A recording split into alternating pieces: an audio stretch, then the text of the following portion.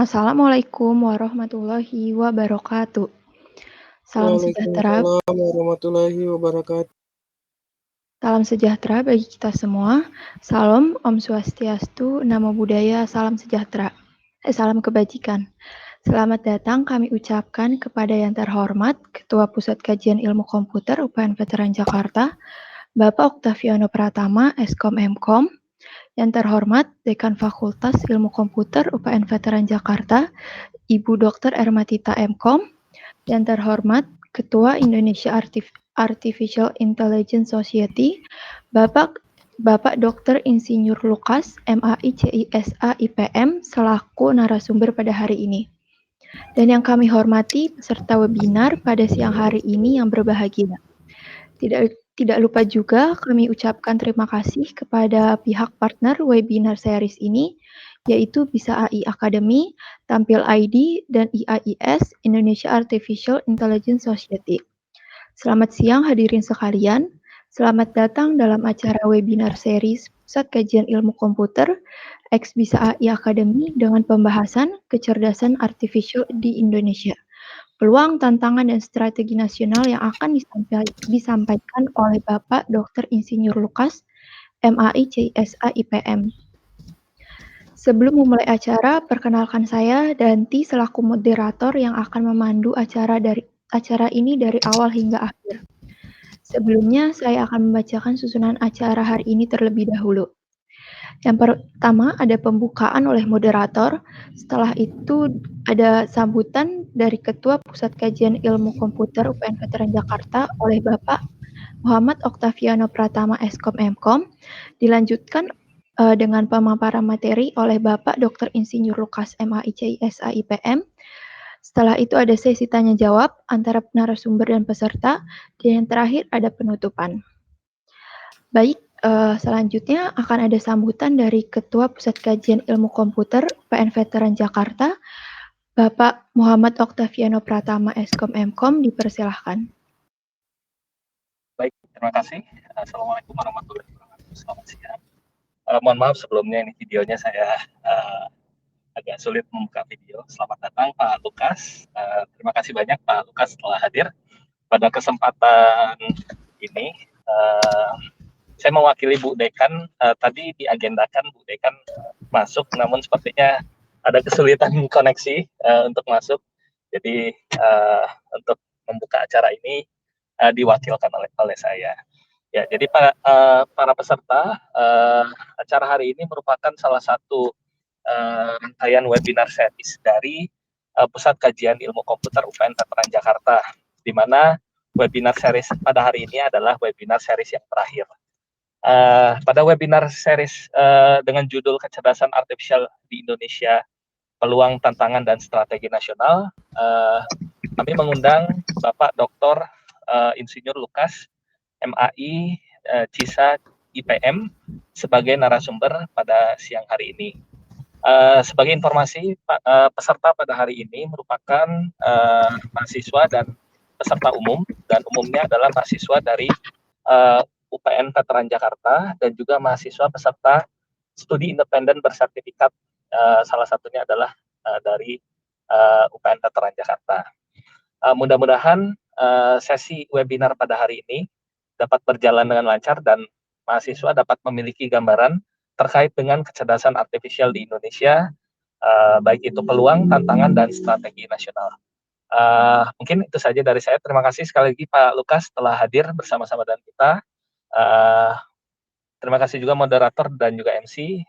Sekian. Assalamualaikum warahmatullahi wabarakatuh. Baik, terima kasih Bapak Oktav atas sambutannya.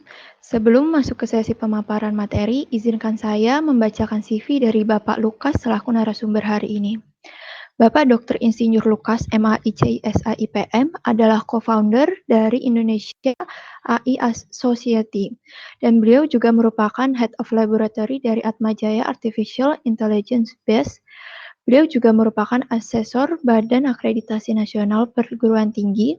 Selain itu, beliau juga aktif sebagai Associate Professor di Fakultas Teknik Universitas Katolik Indonesia Atmajaya. Demikian CV dari Bapak Lukas. Selanjutnya adalah sesi yang ditunggu-tunggu oleh peserta sekalian, yaitu sesi pemaparan materi mengenai kecerdasan artificial di Indonesia oleh Bapak Lukas. Kepada Bapak Lukas dipersilahkan. Selamat siang, Mbak Nanti, terima kasih. Yang terhormat para pimpinan UPN Veteran Jakarta, yang kami hormati Ibu Dr. Matita sebagai Dekan FIK, kemudian juga Pak Octaviano Pratama ya sebagai Ketua Pusat Kajian Ilmu Komputer yang mengundang kami dalam acara hari ini. Jadi kehormatan buat kami boleh hadir berbagi informasi dengan teman-teman mahasiswa UPN Veteran Jakarta siang hari ini. Sesuai dengan yang disampaikan, tema hari ini kita akan membahas tentang peluang tantangan strategi nasional di Indonesia. Jadi saya akan minta izin untuk share screen.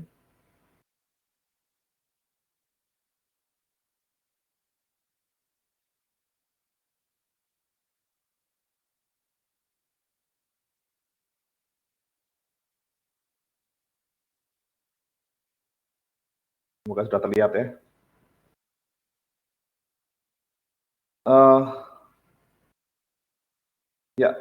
Baik, saya akan mulai hari ini. Sedikit tadi perkenalan juga sudah diperkenalkan oleh MC. Nama saya Lukas, saya dosen tetap di Teknik Elektronika Atmajaya. Saya saya lahir di Jawa Tengah dan pernah berpindah-pindah di Jawa Tengah dan Denpasar, kemudian kuliah di Bandung.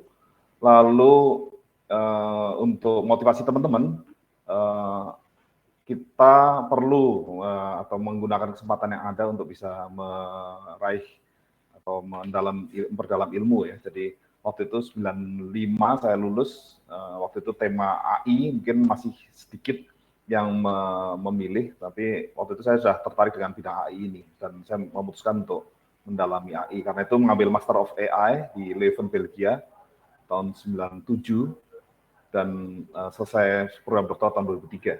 Saya kembali ke Indonesia tahun 2004. Lalu aktif di berbagai organisasi dan saat ini mendapat amanah untuk menjadi Ketua Umum untuk Indonesia AI Society. Nah, untuk paparan hari ini saya akan mulai dengan menempatkan situasi kita. Hari-hari ini kita sedang berada di era yang sehari-hari sudah fasih teknologi. Kita mungkin bisa dilihat di sini. Kita di sini. Nah, tapi mari kita mundur untuk merenungkan perkembangan yang begitu cepat yang sudah kita alami. Jadi dalam waktu beberapa dekade yang lalu, bukan ratusan ribuan tahun lalu, hanya beberapa puluh tahun lalu, kita masih dalam era pre-internet. Pada waktu itu komunikasi antar manusia itu masih human to human, kita perlu bertatap muka, kita cuma bisa pakai telepon pun harus yang pakai kabel, gitu, kita nggak bisa kemana-mana, atau SMS. Nah, kemudian mulai sejak tahun 90-an itu berkembang teknologi internet. Di sini ada kemajuan smart network, sehingga manusia hidup di era yang terhubung dan didukung oleh teknologi, sehingga kita bisa berkomunikasi lebih luas, lebih cepat, lewat email, aliran informasi lebih cepat, kita bisa melihat situasi di banyak tempat di luar negeri dan sebagainya lewat internet ini. Mata kita jauh terbuka. Kemudian dalam tahun 2000-an kira-kira kita sudah mulai masuk ke smart platform, di mana yang tadinya www, internet yang sifatnya satu arah, mulai menuju ke web 2.0, di mana internet itu mulai dua arah, bisa interaktif. Kita bisa membaca informasi, tapi kita juga bisa memberikan tanggapan. Di sini mulai internet of service, dan mulai meningkat aktivitas electronic productivity dan e-commerce. E-commerce yang saat ini sedang hangat-hangatnya, hari-hari ini kita belanja online itu sebenarnya dimulai pada era ini. Kemudian sekitar 10 tahun lalu mungkin teman-teman sudah mulai aktif menggunakan handphone. Handphone sudah dipakai oleh semua orang, hampir semua orang gitu. Dan kita semua sekarang hidup dalam dunia sosial media. Maka kita bisa berkomunikasi langsung lewat Skype, Facebook, YouTube, dan sebagainya. Di sini internet yang tadinya internet of service, sekarang internet of people. Jadi manusia terhubung lewat internet itu. Sekarang kita mau ketemu siapa saja hanya tinggal pegang handphone, kita pilih namanya, pencet, sudah terhubung. Mau dimanapun orangnya. entah orang yang sedang bergerak di jalan, entah di balik benua, di negara lain dan sebagainya, hanya sejauh layar saja kita bisa mengaksesnya. Dan yang ke depan yang kita akan masuki dan hari-hari ini sudah mulai yaitu Internet of Things. Di sini era di mana mesin to mesin. Jadi yang selama ini mungkin human to human dibantu oleh human to machine, akan kita masuki era di mana smart device, yaitu antar mesin pun sudah bisa ngobrol lewat internet itu. Internet yang selama ini dipakai oleh manusia akan dipakai juga antar mesin, misalkan antar kulkas ngobrol sama HP kita, atau misalkan kompor kita kalau gasnya habis langsung ngirim email ke Alfamart atau apa untuk kiriman dan seterusnya. Jadi mesin to mesin sudah akan terjadi dalam waktu dekat ini. Nah, bersamaan ini kita berarti memasuki era di mana di sini smart data dan ambient context.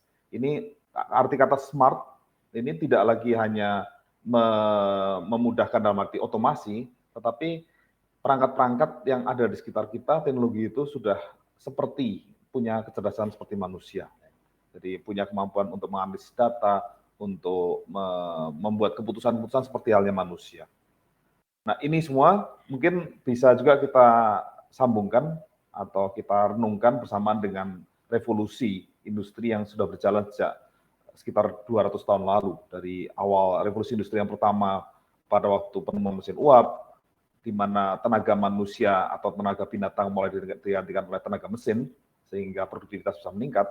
Lalu sekitar tahun 1900-an ini mulai muncul industri 2.0, revolusi industri pada teknik industri mulai ilmu-ilmu optimisasi, streamlining, tata letak industri sehingga produktivitas bisa lebih tinggi lagi.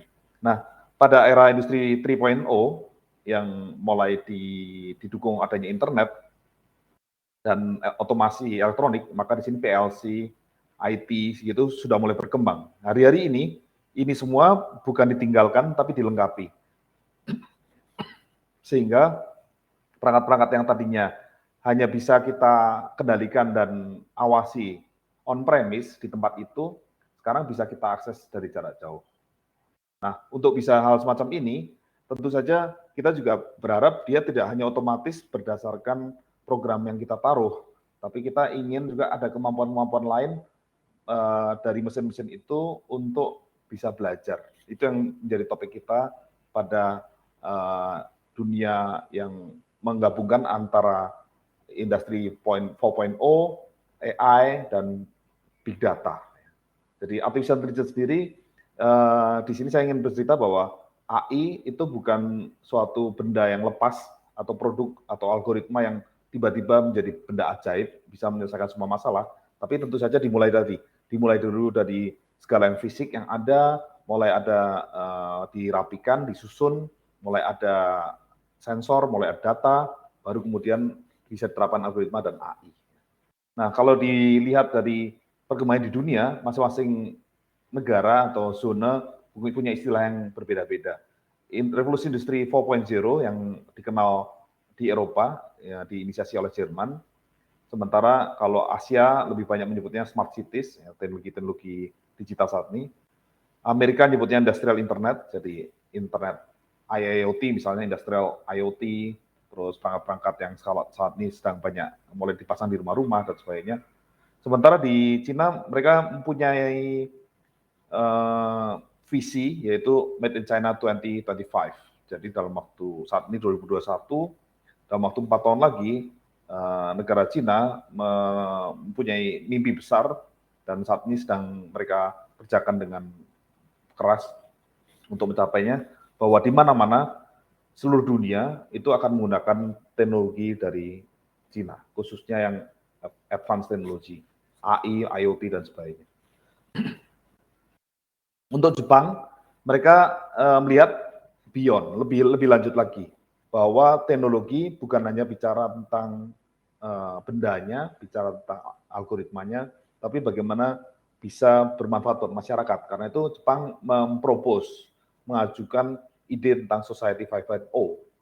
Jadi kalau di sini, ini bukan kelanjutannya kan, bukan karena di sini Industri 4.0 terus di sini Society 5.0, bukan hanya mereka ingin menang-menangan versinya, tetapi maknanya lebih dalam karena society ini bicara tentang perkembangan kebudayaan manusia. Mungkin bisa saya jelaskan di slide berikutnya ini, bahwa antara revolusi industri dan society itu berdampingan. Ketika awal manusia itu ada dan mulai hidup sebagai untuk bertahan hidupnya, awal mulanya mungkin hanya vegetarian, bercocok tanam, kemudian mulai ingin merasakan yang lain, bukan cuma sayur, tapi ingin merasakan daging dan sebagainya, mulai berburu, mulai mencari sesuatu yang lain. Di sini Society 1.0 ini menginisiasi teknologi-teknologi manusia harus bisa lebih kuat, karena dia di sini bukan hanya menangkap yang sesuatu yang mudah kayak kelinci, ayam, tapi harus bisa nangkap rusa, gajah, harimau dan sebagainya. Maka muncullah senjata. Ini didukung dengan atau akhirnya muncul dilihat sebagai bentuk dari revolusi industri. Yang tadinya dari sini berburu, bercocok tanam, mulai revolusi industri ini membuat manusia dipermudah sehingga kalau dulu hanya mengandalkan tangan, mulai sekarang mengandalkan alat. Nah, di sini mulai ada penemuan senjata tajam, pisau, palu, kapak, dan sebagainya. Nah, lalu revolusi industri pertama ini juga mengubah masyarakat yang tadinya mengandalkan tenaga-tenaga nasi, manusia, hewan, dan sebagainya, ke mesin. Karena itu kita bergerak ke Society 3.0. Di sini dengan adanya kereta api mempercepat. Contohnya kita Jakarta-Bandung. Kalau dulu pakai kereta kuda, mungkin kita butuh beberapa hari. Kalau sekarang kereta api dalam waktu 3 jam sudah sampai Bandung. Dulu produktivitas mengerjakan sesuatu mungkin hanya sedikit. Dalam waktu 1 hari, misalnya jahit baju paling jadi berapa? 2 atau 5. Begitu dengan mesin, 1 hari bisa 100. Jadi terjadi peningkatan produktivitas yang lebih tinggi, sementara kemampuan manusia untuk menjangkau lebih luas juga bisa karena transportasi lebih bagus. Di sini society meningkat. Nah, dengan adanya revolusi industri 2.0 yang tadi kita bahas, produktivitas industri semakin baik, tata kelolanya kita bisa meningkat sehingga juga di manusia tidak lagi urusannya hanya produksi gitu, mulai bisa berbasis data, mulai di sensing berapa sih jumlahnya, bagaimana meningkatkan produktivitasnya, informasi mulai mengalir. Jadi kita hari-hari ini sebenarnya sudah terbiasa dalam era informasi dan didukung dengan industri revolution 3.0 adanya internet. Dengan sekarang ini kita masuk ke industri revolution 4.0 dan menuju tadi society 5.0. Jadi idenya bahwa yang selama ini information society 4.0 yang sekarang ini kita mungkin entah di kendaraan, entah di rumah, semuanya mengandalkan internet cloud gini, kita akan menuju society 5.0 sehingga informasi itu ada di internet. Nah, di sini seluruh informasi yang ada di lapangan semua di-sense oleh IoT. Ada sensor di mobil, di lalu lintas, di cuaca, di pertanian, di perdagangan dan sebagainya. Manusia juga di-sensing dari sisi mungkin kondisi badannya, kesehatannya, mungkin percakapannya dan sebagainya, semuanya masuk ke internet. Jadi di sini akan ada suatu awan besar, yang cloud, big cloud, yang berisi segala macam big data, yang kita sebut sebagai cyberspace, yang merupakan twin teknologi. Jadi apa yang ada di physical, ada juga bisa dilihat, ditunjukkan dalam dashboard digital. Dan kalau ini sudah terkumpul dengan rapi, nah saatnya kita menerapkan artificial intelligence. Untuk apa? Tujuan artificial intelligence adalah memberi ini high value added. Jadi ya ini semua kalau sudah terkumpul, manusia tentu saja tidak mampu mengolah sendiri. Terlalu besar dan terlalu lama kalau diolah manual. Karena itu artificial intelligence membantu manusia untuk bisa mengolah semua data ini untuk meningkatkan kehidupan manusia. Jadi lebih efisien dalam produksi, bisa menghindari kecelakaan, bisa mempermudah orang yang terjebak kemacetan, dan lain sebagainya. Ya, itu kira-kira menjadi latar belakang dari perkembangan teknologi saat ini. Nah, secara ringkas mungkin Ibu, Bapak, teman-teman, kalau mau melihat roadmap-nya AI, kira-kira AI saat ini kita berada dalam posisi sini, berbagai perkembangan kecerdasan artifisial, itu masih dikembangkan narrow. hanya untuk atau baru dalam bidang tertentu saja di sini. Spesifik focus task, misalnya artificial intelligence untuk pengenalan suara, artificial intelligence untuk kedokteran, artificial intelligence untuk prediksi saham. Jadi masih masing-masing narrow, hanya terbatas tertentu. Nah, ini pun sudah cukup bagus karena kinerjanya sudah outperform, sudah bisa setara bahkan mungkin melebihi manusia karena untuk hal-hal yang repetitif, untuk hal-hal yang rutin itu mesin, komputer mesin atau algoritma itu lebih konsisten dibanding manusia. Manusia bisa lelah, manusia bisa bosen, manusia bisa kena mood, lagi moodnya bagus, moodnya jelek kan, mempengaruhi kinerjanya. Sementara kalau algoritma dia akan jalan terus. Dalam hal ini pelan-pelan sebagian pekerjaan mulai dialihkan ke algoritma atau kecerdasan artifisial. Nah, diperkirakan dalam waktu 20 tahun lagi, kita akan mencapai pada general AI, yaitu bahwa kecerdasan artifisial sudah meningkat, sudah menggabungkan dari beberapa yang narrow ini menjadi satu yang besar, berarti kecerdasannya seperti halnya manusia. So, comparable to human. Dia juga bisa diajak ngomong olahraga dia ngerti, ekonomi dia paham, teknik juga ngerti, dan sebagainya. Sehingga dalam hal ini, nanti kita sepertinya hidup berdampingan dengan AGI, Artificial General Intelligence. Dalam hal ini dia bisa berkompetisi dengan manusia. Misalnya pergi kuliah bareng bersama kita, atau mengerjakan suatu pekerjaan berdampingan. Ya. Jadi tetangga meja kita bukan orang, tapi bisa juga di sini orang, di sana misalkan robot mengerjakan tugasnya. Karena dia tugas-tugas yang repetitif, dia bisa kerjakan dengan baik. Nah, kemudian kalau skenario optimis, mungkin sekitar 20-30 tahun kemudian, setelah AGI ini, kita akan mencapai ASI, atau super intelligence, di mana kemampuan artificial intelligence atau kecerdasan artifisial ini sudah melebihi dari kemampuan manusia. Kita bisa melihat saat ini ya, sebagai contoh dari ASI ini, bahwa teman-teman mungkin kalau sekarang mencari informasi, kalau berbeda ya anak-anak sekarang dengan zaman saya, kalau saya dulu waktu sekolah itu kan belum ada internet, HP nggak punya. Maka kalau kita ingin bertanya, nanyanya ke orang tua atau guru. Kalau sekarang, kalau ada pikiran pertanyaan sesuatu, nomor satu carinya Google.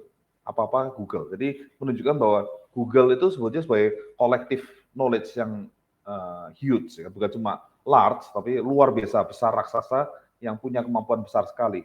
Dan dalam hal itu, kemampuan komputer, jejaring yang tersimpan dalam internet begitu besar, kalau nanti di dalamnya ada suatu processing artificial intelligence, maka dia bisa menjadi superhuman, lebih dari kemampuan manusia.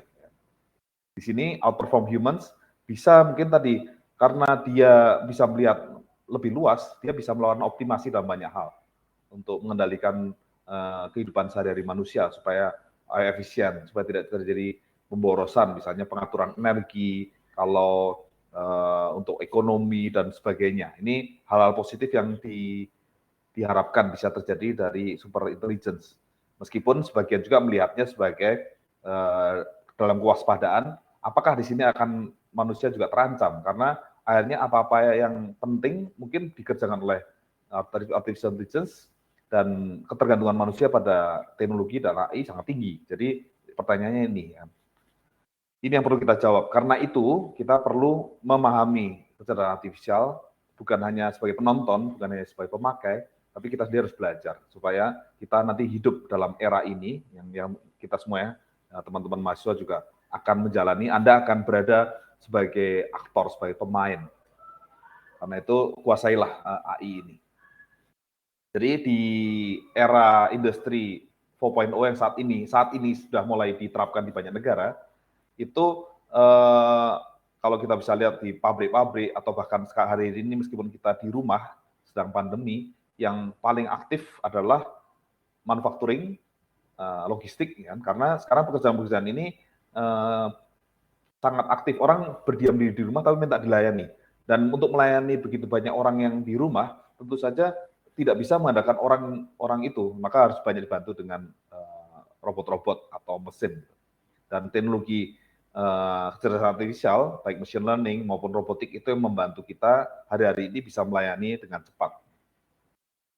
Nah, kalau lihat perkembangan di dunia, rankingnya, peran-peran atau yang punya kapitalisasi besar, kita bisa lihat ternyata sejak tahun 2000, perusahaan bukan lagi perusahaan-perusahaan berbasis minyak. Dulu kan yang kaya itu yang perusahaan minyak ya, oil companies. Sekarang yang kaya adalah perusahaan-perusahaan berbasis IT atau AI. Di sini companies with most AI patents. Jadi yang paten AI-nya paling banyak, misalnya di sini Microsoft, 12.000 paten, IBM 15.000, Samsung, Qualcomm, Google dan seterusnya. Jadi kita bisa lihat negara-negara berpacu, perusahaan-perusahaan juga bersaing untuk bisa menjadi pemain utama. Untuk bisa menjadi pemain utama tentu saja harus melakukan riset, melakukan produksi, menguasai teknologi itu. Dan ini semua diterapkan untuk kepentingan manusia, baik kesehatan, obat-obatan, makanan, minuman, untuk pengendalian energi, renewable energy, untuk kerajinan, untuk arts, untuk entertainment, maupun negeri kita ini. Karena negeri kita kan maritim, jadi kita juga harus bisa memanfaatkan hal semacam ini. Nah, sebagai latar belakang atau pengetahuan buat Ibu Bapak, teman-teman sekalian, bahwa negara-negara di dunia berpacu untuk bisa menguasai AI dan punya arahan. Sampai dengan beberapa tahun lalu, sejumlah negara sudah punya strategi nasional, dan Indonesia, puji Tuhan, tahun lalu sudah berhasil punya dokumen resmi, official dari negara kita, yang disebut sebagai strategi nasional kecerdasan artifisial atau Stranas KA, yang jadi pegangan dari 2020 sampai 2045. Nah, dalam hal ini kemarin task force-nya diinisiasi oleh BPPT dengan BPPT BRIN bersama konsorsium dari berbagai stakeholder, dari industri, dari kampus, dari komunitas, dan banyak pihak. Ya. Akhirnya kita bisa membuat dokumen strategi nasional itu, yang akan sedikit saya kupas hari ini. Jadi ini bentuk dokumennya, teman-teman nanti bisa lihat di alamat URL ini, aiinnovation.id. Di sini nanti bisa diambil dokumen PDF ini, boleh dibaca bebas, karena ini memang dipersembahkan untuk masyarakat luas, dan boleh dikritik, boleh diberi masukan. Dokumen ini di-launching 10 Agustus 2020 tahun lalu di hadapan Wakil Presiden. Karena situasi pandemi, maka seremoninya juga secara online. Ya. Pak Ma'ruf Amin ini online di kamera, sementara Prof. Bambang Brojonegoro sebagai Menristek BRIN pada waktu itu menerima penyerahan buku Stranas KA ini dari Pak Hamam Riza, Kepala BPPT. Nah, di situ dalam dokumen itu dijelaskan beberapa hal penting yang kita perlu kuasai, kita pahami sebagai warga negara Indonesia, karena ini menjadi buku acuan kita. Indonesia Vision 2045, kenapa angka ini? Ini adalah Indonesia emas, yaitu 100 tahun Indonesia merdeka. Pada saat Indonesia merdeka, visi Indonesia adalah sebagai suatu negara yang berdaulat, yang maju, yang setara dan makmur, yang melindungi semua warga negara Indonesia, tanah airnya, memajukan kesejahteraan masyarakatnya, pendidikan masyarakatnya, berpartisipasi dalam negara yang adil, yang berdaulat, damai, dan sejahtera. Ini visi Indonesia dalam 2045, yang mungkin teman-teman justru pada saat 2045 itu bisa merayakan karena Anda semua dalam masa produktifnya. Mungkin saya sudah masuki masa pensiun. Ya. Nah, di sini ada beberapa tema penting yang terkait di strategi nasional kecerdasan artifisial. Tidak hanya bicara teknologi, tapi kita membahas juga aspek etika dan kebijakannya. Di sini mewujudkan kemajuan kecerdasan artifisial yang beretika, jadi tetap menghargai kemanusiaan, menghormati ketuhanan, menjaga persatuan dan bermanfaat buat masyarakat banyak. Itu aspek etikanya. Kemudian juga pengembangan talenta AI. Ini yang menjadi penting karena kita semua bicara dalam bidang pendidikan. Ya, saya sendiri juga dosen. Saya hadir di sini di kampus UPN Veteran Jakarta juga sebagai lembaga pendidikan terkemuka ya, di Indonesia. Kita semua berada dalam posisi untuk menyiapkan semakin banyak SDM Indonesia yang menguasai AI, tidak hanya secara teknologi, tapi tahu etikanya, memahami regulasinya, menguasai teknologinya, dan kemudian ini kita juga harus lihat bahwa Indonesia untuk mengajukan AI nggak cukup orangnya aja, tapi infrastrukturnya harus dibangun juga. Karena itu yang saat ini menjadi program pemerintah, termasuk arahan Presiden bahwa internet harus menjangkau di seluruh wilayah Indonesia. Kalau beberapa tahun lalu mungkin perjuangannya adalah elektrifikasi, bahwa listrik harus sampai ke penjuru pelosok-pelosok. Sekarang internet harus masuk pelosok. Tidak cukup hanya lewat satelit palapa, tapi sekarang fiber optik di berbagai ribuan pulau di Indonesia. Infrastruktur itu kalau sudah ada, baru kita bisa membangun suatu aplikasi di atasnya, termasuk artificial intelligence. Nah, karena itu kita juga harus berkontribusi juga dalam pengembangan riset dan inovasi. Kita semua harus terus bergairah, pengen tahu, antusias, punya ide-ide dan mewujudkan dalam litbang, dalam penelitian maupun pengembangan artificial intelligence ini. Nah, ini framework-nya dalam AI National Strategy. Jadi paling atas untuk visi Indonesia 2045 tadi dibangun atas beberapa pilar. Di sini ada 4 area fokus dan 5 prioritas. 4 area fokus yang ada tadi sudah sampaikan, ya, etika, kebijakan, pengembangan talenta, infrastruktur data dan riset. Sementara prioritas kita bisa lihat suatu negara akan kuat tidak hanya dari ketahanan secara militer, tapi hari-hari ini kita bisa lihat bahwa nomor 1 ternyata kesehatan. Kalau militernya senjatanya banyak, tapi orang yang sakit-sakitan percuma juga. Terbukti bahwa seluruh dunia saat ini sedang mengalami cobaan atau ujian ketahanan nasional dalam hal kesehatan. Karena itu dalam strategi nasional KA itu juga satu bidang prioritasnya adalah kesehatan. Kemudian reformasi birokrasi, kita berharap juga pemerintah kita semakin fasih teknologi, semakin efisien, tidak lagi birokrasi orang-orang yang harus mengerjakan prosedur dari meja ke meja, diolah agak lama, tapi menggunakan teknologi sehingga pemerintah kalau dalam organisasi kita lebih lean, lebih ramping, sehingga proses keputusan pengelolaan itu lebih cepat. Kemudian KA juga didukung atau prioritasnya pada pendidikan dan riset, kemudian ketahanan pangan, ini yang selalu menjadi perhatian manusia selama manusia hidup dimanapun di dunia, kita harus swasembada pangan. Ini menjadi tantangan juga bagaimana artificial intelligence bisa berkontribusi di situ. Dan poin kelima yaitu mobilitas dan kota pintar. Jadi ini 5 prioritas, bukan berarti hal lain tidak perlu, misalnya industri, misalnya bidang perekonomian dan sebagainya, itu semua perlu, tapi kita perlu juga fokus mana yang harus dikerjakan lebih dahulu supaya yang lain ikutan berkembang.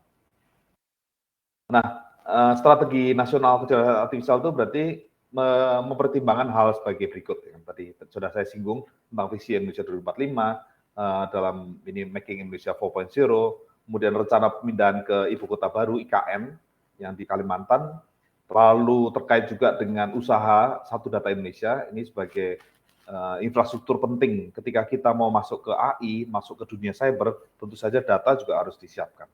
Dan ini sejalan juga dengan sistem pemerintahan berbasis elektronik SPBE, rencana induk riset nasional, rencana induk pembangunan industri nasional, RPJMN.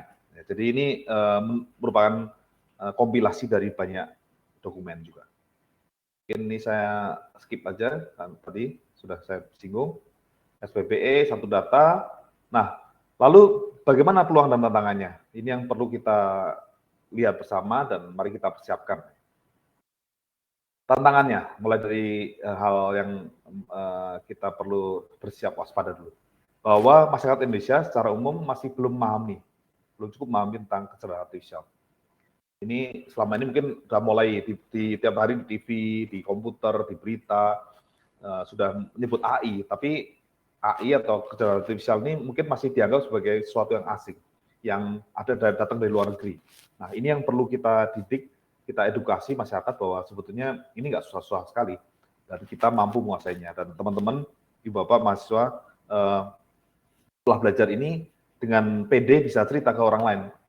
AI atau kecerdasan artifisial itu seperti ini loh, ada banyak jenisnya. Ada yang namanya dimulai dari algoritma yang sederhana, ya kan, mulai dari decision tree, mungkin agak lanjut nanti ke fuzzy logic, algoritma genetik, ada mungkin ingin belajar di neural network, dan aplikasi-aplikasi lainnya. Itu bisa dimulai dari hal yang kecil dulu. Kemudian dari sisi SDM, talenta juga baru sedikit, pakar, dosen, pengajar dalam bidang KA. Karena itu nanti mungkin di bagian belakang saya ceritakan kenapa perlu komunitas IAIS atau komunitas AI untuk bersama-sama kita belajar sharing. Kemudian kurangnya infrastruktur digital di universitas maupun lembaga riset. Jadi di negara-negara maju, riset AI, misalnya tetangga kita lah Singapura, bisa sangat maju karena dia punya budget yang besar, dia punya superkomputer, infrastruktur itu disediakan, sehingga banyak invensi, penemuan, paten, maupun karya-karya yang buat mereka memajukan negaranya dan bisa memberi nilai tambah. Dan itu hanya bisa dilakukan kalau infrastrukturnya bagus. Tergantung, kita bisa lihat di Indonesia, bandwidth kita aja berapa untuk internetan. Seberapa besar kampus kita punya data center, punya server.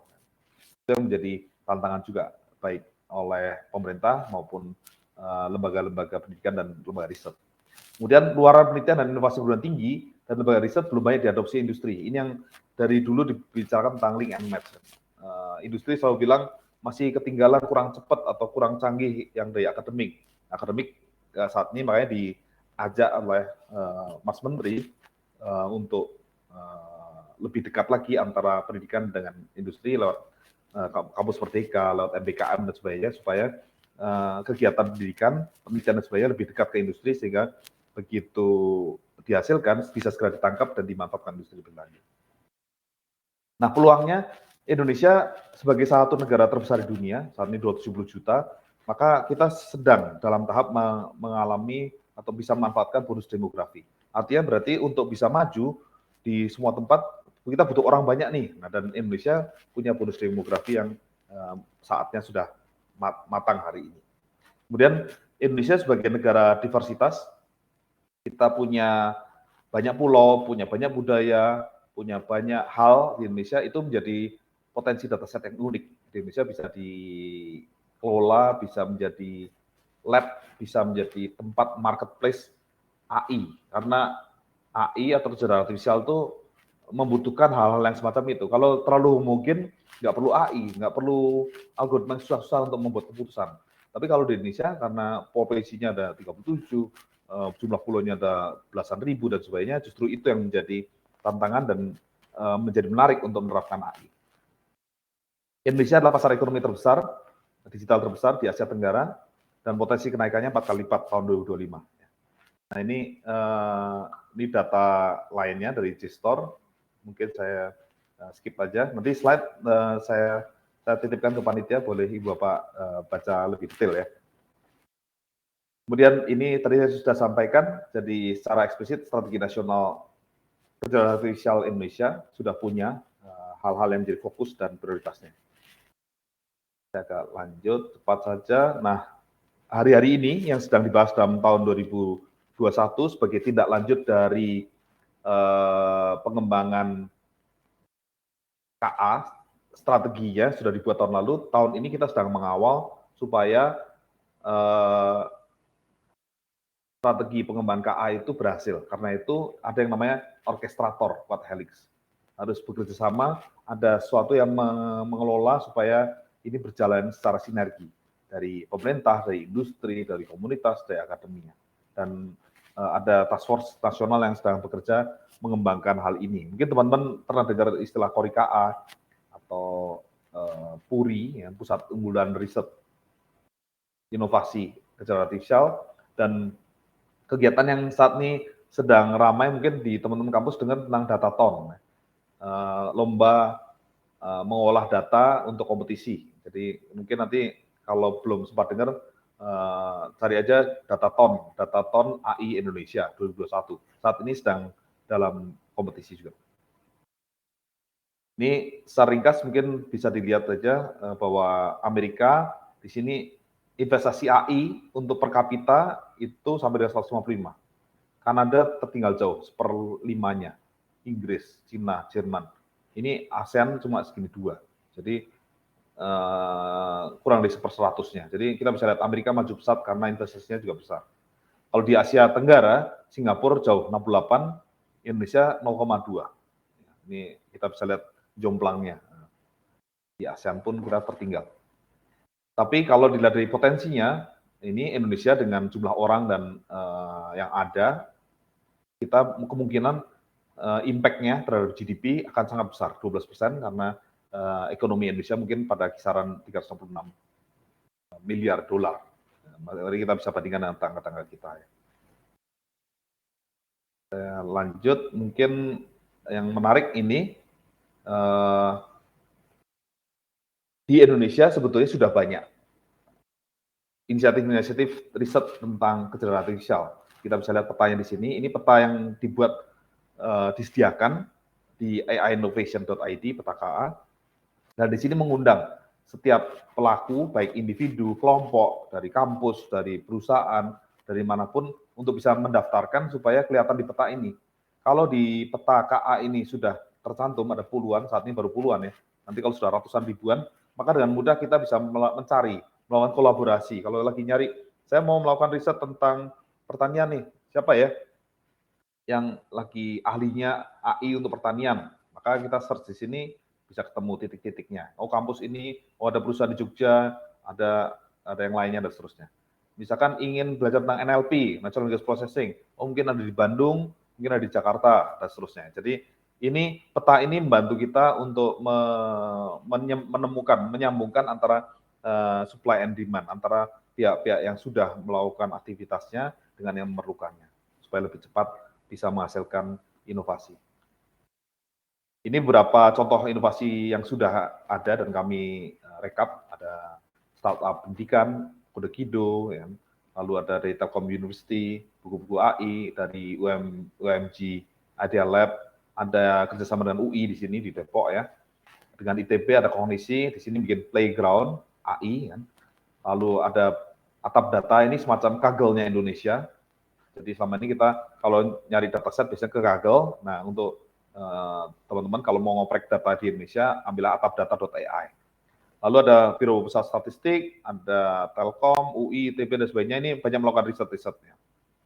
Ini ITS, UGM, lalu perusahaan startup Indonesia, Snowflux, Kata.ai, Bahasa Kita, Riset AI, ada beberapa yang bekerja mengembangkan chatbot juga, ada yang bermain di image processing, video processing, ada yang terkait dengan ini chatbot dan e-commerce, kemudian ini ada Samsung Research, ada bank BRI pun mengembangkan AI untuk fraud analysis. Jadi di perbankan bukannya urusannya keuangan, tapi sekarang karena dunia digital, maka AI dikembangkan untuk hal-hal yang lebih spesifik juga, untuk credit scoring dan lain-lainnya.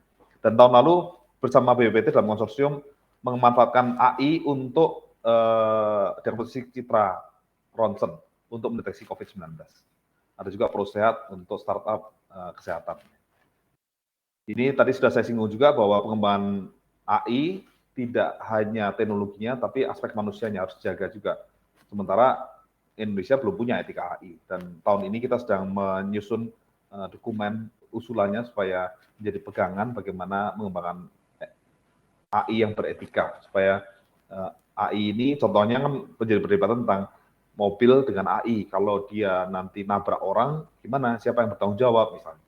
Kemudian AI kalau nanti bisa untuk misalkan apa ya, dalam pasangan suami istri yang mau punya bayi misalkan, AI sudah bisa mendeteksi jenis kelamin bayi atau bahkan bisa membantu untuk mendefine string DNA-nya, mau nanti rambutnya apa, mau jenis kelaminnya apa, kemampuan bakatnya apa, semacam itu. Nah, apakah etika AI harus bisa hadir di situ dan memberi rambu-rambu kan, di mana AI boleh diterapkan dan yang tidak boleh, karena di situ mulai nanti membahayakan karena nanti manusia semena-mena yang menggunakan teknologi itu.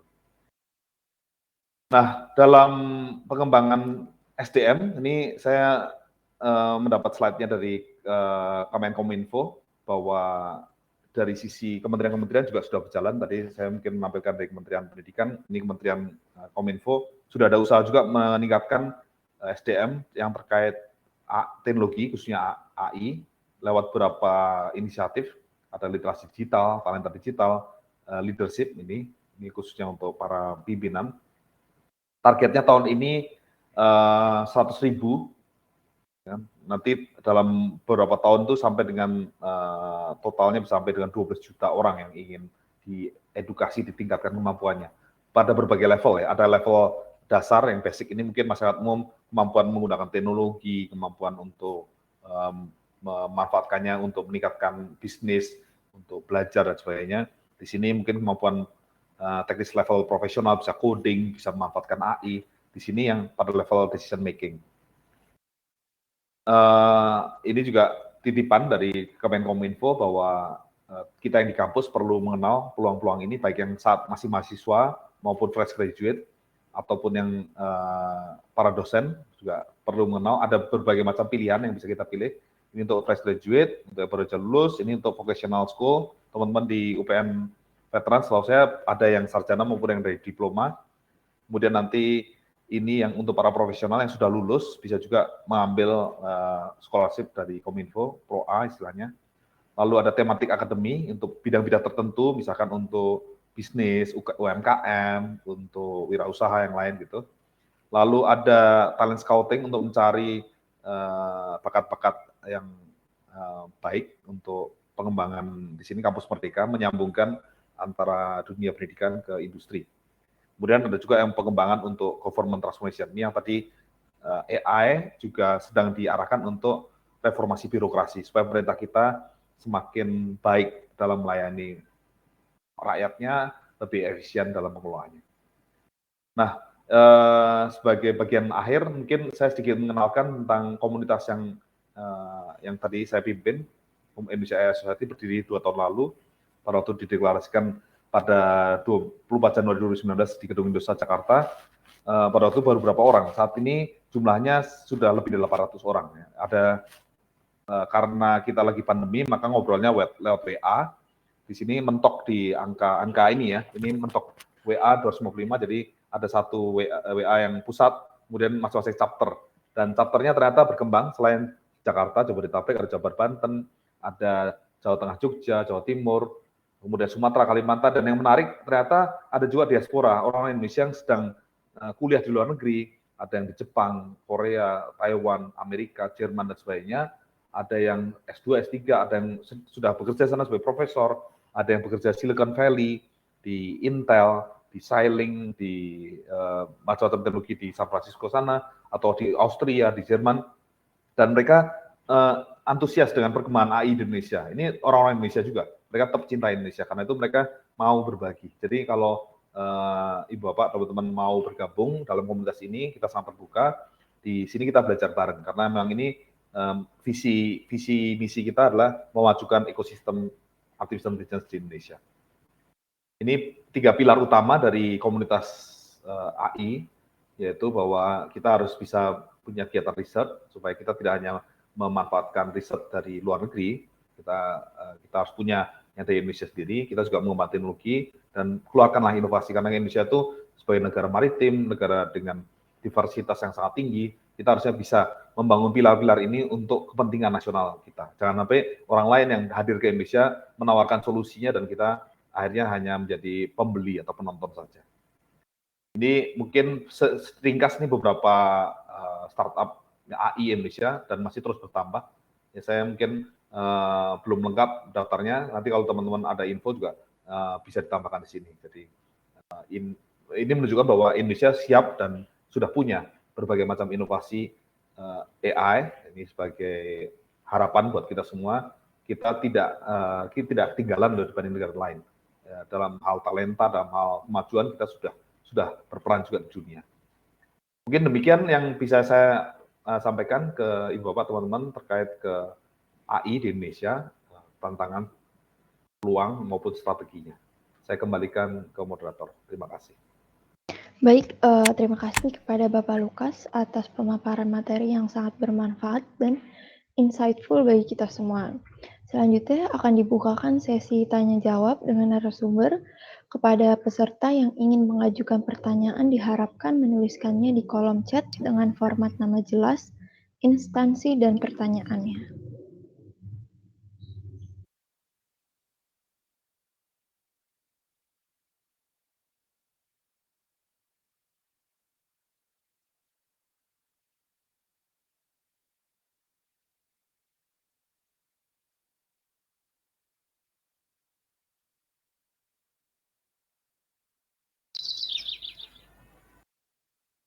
Baik Bapak, ini sudah ada satu pertanyaan yang diajukan dari Rafli Ersandi dari Universitas Presiden.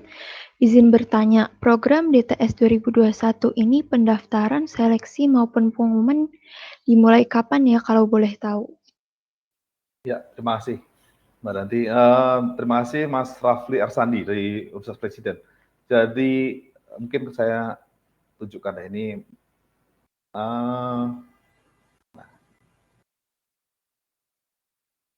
Sorry ada kendala ya.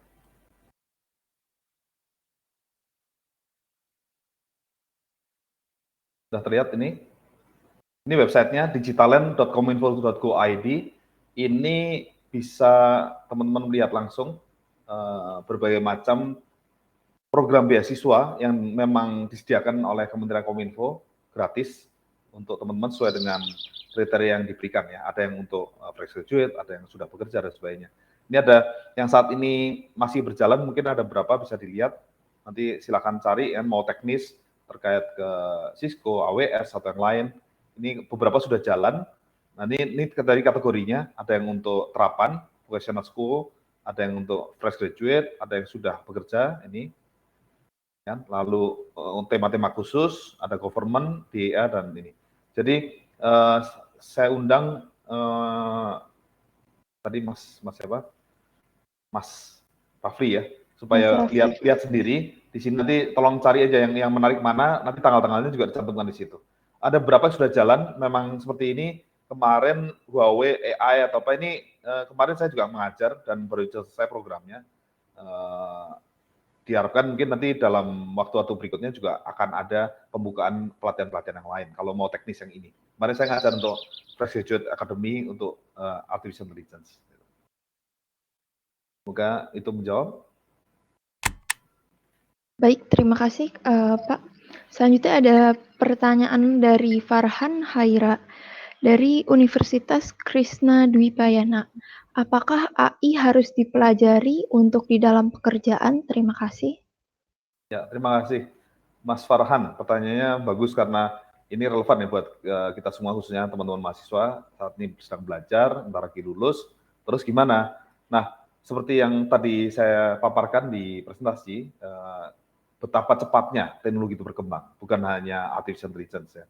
Teknologi itu berkembang sejak ratusan tahun, setiap kali teknologi itu membuat disrupsi yang dulunya dikerjakan manusia, mungkin yang selama ini aman buat orang bekerja, istilahnya job security, aman buat pekerjaan, tiba-tiba bisa digantikan oleh teknologi baru. Jadi jangan pernah terlena merasa bahwa ada suatu pekerjaan dan saya akan di situ selamanya. Kita harus terus menyiapkan diri, harus terus belajar, itu yang disebut sebagai reskilling.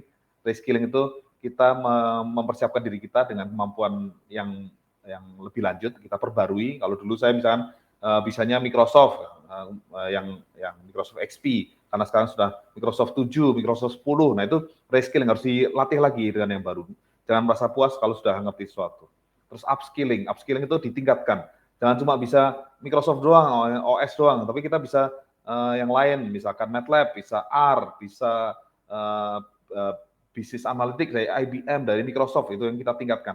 Jadi dalam pekerjaan nanti, teman-teman tentu ketika direkrut, yang dilihat, nah ini juga sekalian ya, pesan buat teman-teman, jangan lagi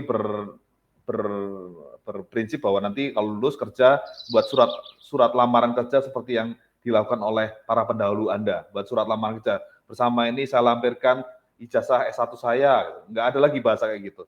Karena yang lebih dipentingkan, Anda ceritakan, sudah ngapain aja selama kuliah, sudah belajar apa, organisasi bisa apa, sudah bisa coding apa, ya kan? Tentang CV dan sebagainya, Anda cukup nyebutin nama di Google aja, ketahuan sosmednya, selama ini ngomong apa, Anda aktivitasnya kemana saja, cara berbahasanya seperti apa, sudah kelihatan semuanya. Ya. Jadi percuma CV-nya dibuat rapi-rapi gitu, karena perusahaan pasti sudah melakukan background check lebih daripada yang dituliskan di CV. Mendingan sekarang Anda perkaya portofolionya dengan kemampuan-kemampuan itu. Nah khususnya kalau mau dalam bidang AI, maka saatnya sejak kuliah belajar tentang AI. AI itu sebetulnya nggak harus judulnya AI, tapi dimulai dari kemampuan dasar matematika, statistik, logika, lalu kemampuan analisis. Ya. Dengan kemampuan-kemampuan itu sebetulnya Anda siap dalam dunia kecerdasan artifisial. Ya. Karena tanpa kemampuan-kemampuan dasar itu, ya kita akhirnya diambil alih oleh mesin, karena mesin nanti bisa melakukan tadi pemrosesan statistik lebih cepat dari kita. Kalau kita sendiri lemot ya, ngurusi dikasih angka aja dah kelamaan, akhirnya kita akan digeser. Tapi kalau dengan adanya AI yang canggih, kitanya juga lebih canggih, maka perusahaan atau tempat kerja kita mempertahankan kita, karena kerjaan kita menjadi lebih produktif karena dibantu oleh algoritma itu. Mungkin begitu kira-kira ya, Mas Farhan. Terima kasih. Ya, baik, terima kasih Bapak Lukas. Selanjutnya ada pertanyaan yang sangat menarik nih Pak, dari Dimas Fadilah dari Institut Teknologi 10 November. Izin bertanya, bagaimana roadmap dalam belajar AI? Apa saja harus dipelajari dari awal? Gitu Ya, Pak, terima kira-kira kasih. pertanyaannya. Baik, Mas Dimas nih. Wah, rupanya acara UPN Veteran ini sukses nih. Mengundang peserta dari banyak tempat ya, misalnya Presiden, bahkan dari Surabaya nih. Mas Dimas, terima kasih pertanyaannya. Saat ini mungkin memang sedang dicoba disusun ya semacam roadmap kurikulumnya, tapi belum ada satu kurikulum baku yang memastikan AI itu harusnya belajar kayak gini, karena AI itu meskipun mungkin sekian tahun lalu dianggap sebagai ilmu khusus ya, sebagai subset dari ilmu komputer, tapi kenyataannya sekarang kecerdasan artifisial atau AI ini udah luas kemana-mana, bukan hanya pada dari sisi teorinya, tetapi penerapannya. Jadi istilahnya kalau dulu ilmu-ilmu itu vertikal, kita belajar sesuatu itu mendalami sesuatu, misalkan ilmu pertanian ya belajar di tanahnya, tanam tumbuhannya dan pengelolaannya dan sebagainya. Ilmu pendidikan, misalkan belajar dari bagaimana perkembangan otak, perkembangan bayi, remaja, dewasa dan seterusnya. Itu kan vertikal. Nah AI itu horizontal. Jadi kalau tadi sedikit saya singgung, belajar AI dimulai dari hal-hal yang mungkin dari SMP lah. SMP kita mulai belajar statistik, belajar tentang computational logic, ya, kemampuan berpikir komputasional.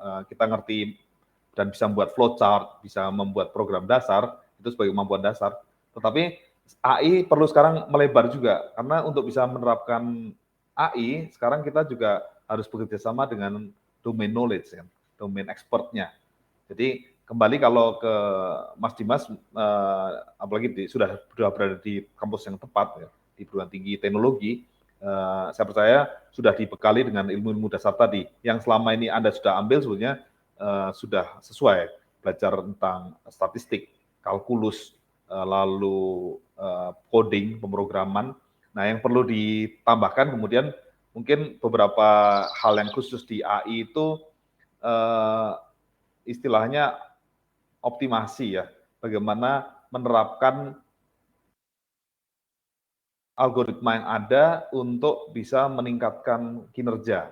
Nah, optimasi itu nanti diterjemahkan ke dalam baik secara matematika, bersama matematika, kalau elektronika diterjemahkan ke rangkaian elektronika, kalau komputer diterjemahkan ke dalam program komputer. Ya.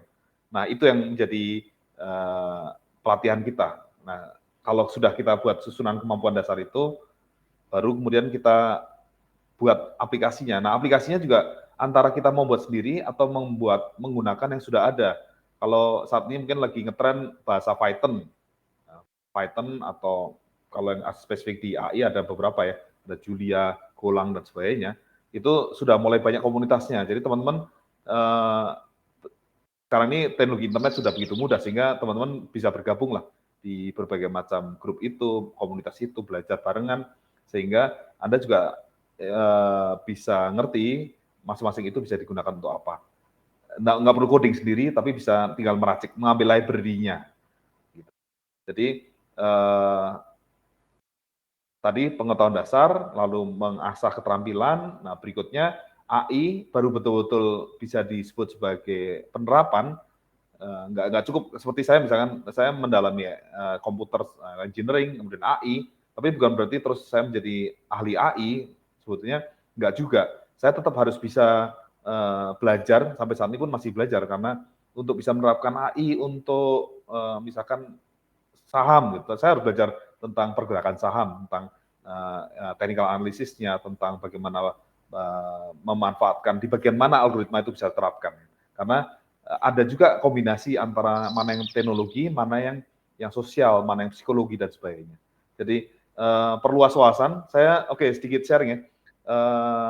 Master of AI di Leuven waktu saya ambil itu program setahun dengan 12 mata kuliah.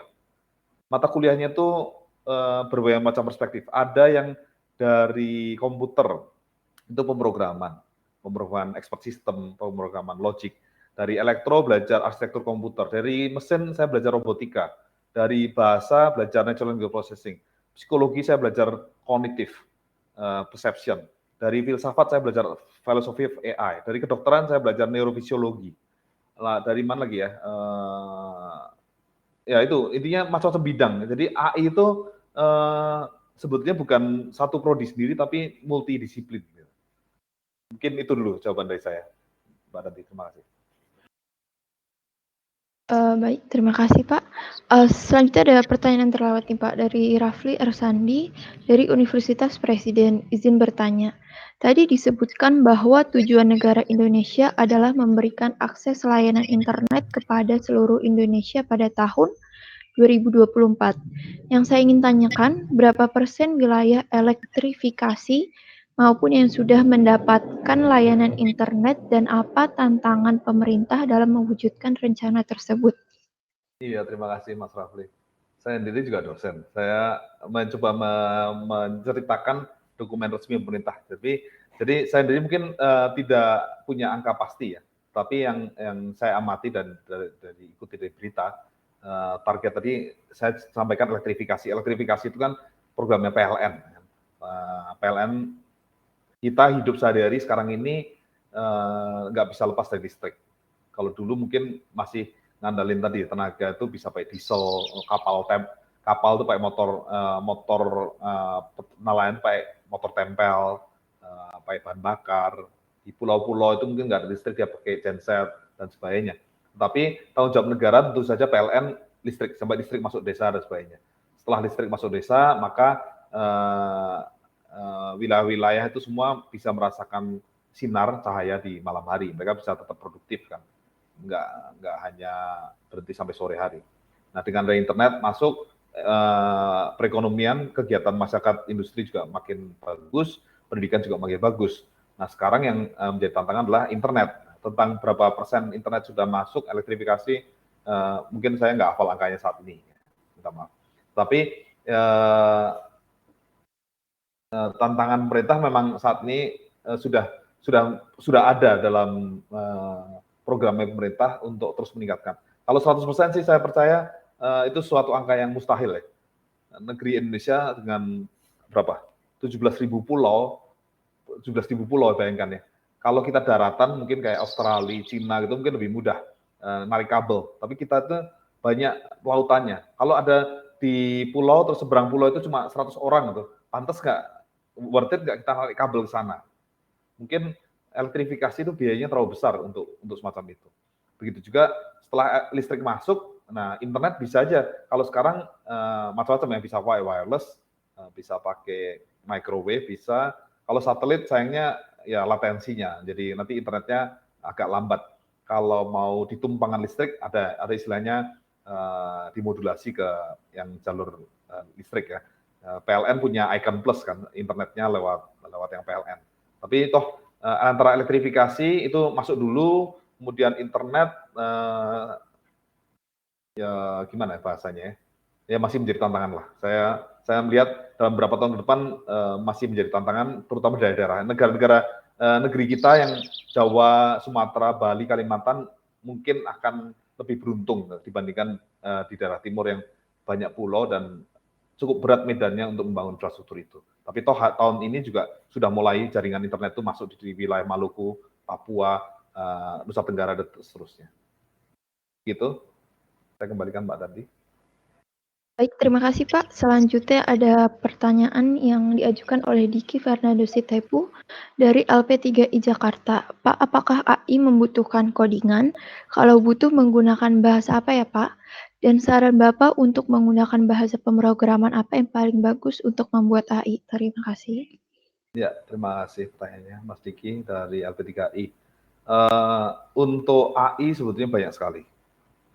Anda tinggal memilih sih, sesuai dengan keperluannya. Jadi nggak ada satu bahasa yang paling ampuh atau paling baik, karena kalau dilihat yang paling banyak dipakai mungkin saat ini lagi ngetren Python. Ada juga yang beberapa waktu lalu mungkin Java dan C masih ada yang pakai juga.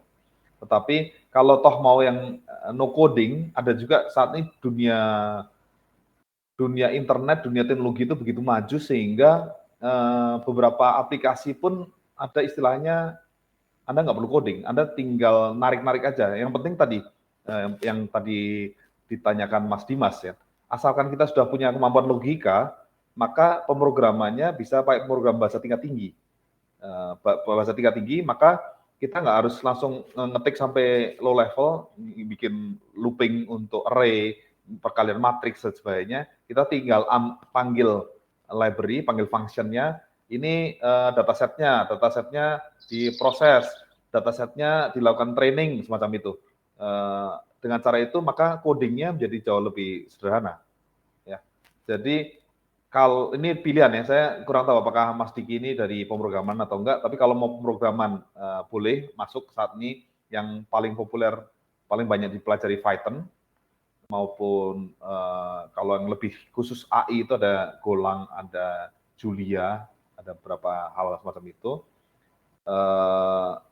Tetapi buat teman-teman yang bukan di komputer, jangan takut juga bahwa sebetulnya ada juga solusi-solusi yang less coding untuk tetap bisa membuat aplikasi AI, tetapi dengan solusi yang lebih sederhana. Ya, bisa dilihat anak-anak kecil sekarang, anak-anak TK, SD belajar AI itu dia pakai bahasanya visual, pakai block language gitu. Saya bisa tunjukin nggak ya? Namanya apa ya? Saya nggak lupa.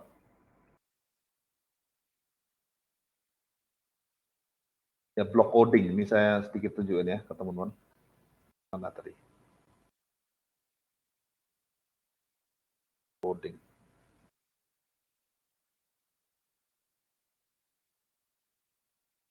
Jadi mungkin ada yang pernah lihat semacam ini, block coding. Ini block coding, programnya sederhana sekali, cuma ditarik-tarik kayak gini. Ini yang penting sudah punya computational logic, kita sudah berpikir logika, saya tinggal tarik ini ya. Jadi ini buat anak TK belajar pemrograman. Dan nanti kita bisa lihat anak-anak yang saat ini TK, SD, SMP, mereka SMP mungkin sudah pemrograman AI, sudah bisa. Karena memprogram tinggal tarik-tarik semacam ini, kayak Lego gitu. Sudah ada kotak-kotaknya, tinggal disusun nanti jadi robot. Sudah bisa jalan maju, sudah bisa mendeteksi kalau ada penghalang di depannya, sudah bisa memberikan lampu merah, kuning, hijau, dan sebagainya, memberikan bunyi, dan seterusnya. Jadi ada juga yang solusi-solusi pemrograman semacam ini. Ini bahkan bahasa yang sudah dikembangkan untuk anak-anak. Ini dikembangkan di Amerika nih, di Stanford lah ya. Mungkin itu sedikit sharing untuk bahasa. Gitu Mbak Danti. Ya Pak, baik. Terima kasih. Selanjutnya ada pertanyaan lagi nih Pak dari Rafli Ersandi. Izin bertanya, tadi disebutkan bahwa AI dalam tahap pengembangan atau riset untuk di bidang birokrasi. Jika boleh tahu, apa proyek yang sedang dikerjakan dalam pengembangan birokrasi yang bisa kita harapkan kemudahannya ke depan? Gitu Pak pertanyaannya. Ya. Oh ya Mas Rafli dari Universitas Presiden juga. Ini bagus karena ini yang mungkin ditunggu-tunggu masyarakat, bahwa pemerintahan kita supaya nggak lemot lah dalam melayani masyarakat, supaya lebih cepat. Kalau dalam bahasa statistik kan, kalau ada data paling segera bisa dilakukan adalah deskriptif. Kita menjelaskan data itu. Tapi kemudian kita diharapkan bisa prediktif. Setelah bisa menjelaskan, pertanyaan berikutnya, bisakah dengan data ini kita memprediksi sesuatu? Jadi misalkan pemerintah harusnya bisa memprediksi dong kapan terjadi kelangkaan pangan, kelangkaan beras, misalkan mendekati musim kemarau, atau kelangkaan garam, atau yang lalu-lalu lah, macam-macam masalah itu harusnya dengan big data, itu harusnya pemerintah bisa lebih jeli. Lalu setelah deskriptif, prediktif, nah diharapkan bisa preskriptif. Preskriptif itu bisa memberi saran, resep lah. Setelah ini mau ngapain gitu. Misalkan sudah berdasarkan data yang ada, demografi sudah bisa diprediksi. dalam 5 tahun lagi, 10 tahun lagi akan dibutuhkan banyak sekolah. Jadi sekolahnya mulai dibangun karena bangun sekolah diperlukan. Oh, rumah sakit butuh lebih banyak lagi, rasionya nggak sesuai. Kan? Nah, informasi-informasi itu selama ini mungkin dikerjakan oleh manusia, birokratnya. Ya. Manusia harus melakukan analisis, kepala dinasnya harus ngitung, terus mengusulkan buat proposal, mulai ke kontraktor, tender, dan sebagainya. Nah, nantinya diharapkan dengan teknologi, hal semacam itu akan bisa lebih cepat dan lebih akurat dalam analisisnya. Itu yang secara umum ya dalam analisis situasi dan pengambilan keputusan. Kalau lebih lanjut mungkin banyak juga birokrasi yang selamanya dari pemerintah sifatnya monoton, dalam arti repetitif ya, cuma surat. Saya datang melaporkan nama saya, nanti diisi form, terus dibuatin surat keterangan. Misalkan SKCK lah, saya ke surat catatan kepolisian ya. Saya datang ke polisi, saya nyebutin nama, NIK, nanti dibuatin kayak gitu. Sebetulnya saya nggak perlu kantor polisi nantinya kan. Tinggal masukin NIK, langsung nyambung ke database kepolisian, saya bisa ngeprint dari rumah.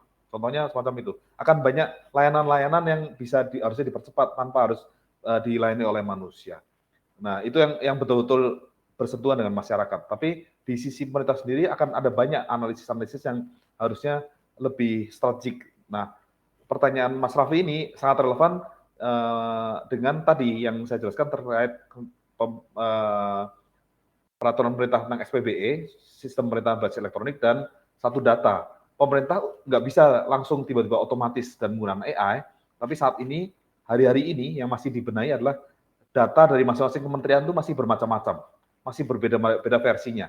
Jadi kalau kita sering juga kesel dengerin berita, kok bisa pemerintah Indonesia masih ngimpor sih? Gitu. Katanya Kementerian Pertanian bilang cukup, yang Kementerian Perindustrian kami ngimpor beras, yang perdagangan bilang ya ada selisih sekian, Bulog bilang apa. Nah ini kan berarti data di Indonesia aja pemerintah datanya beda-beda.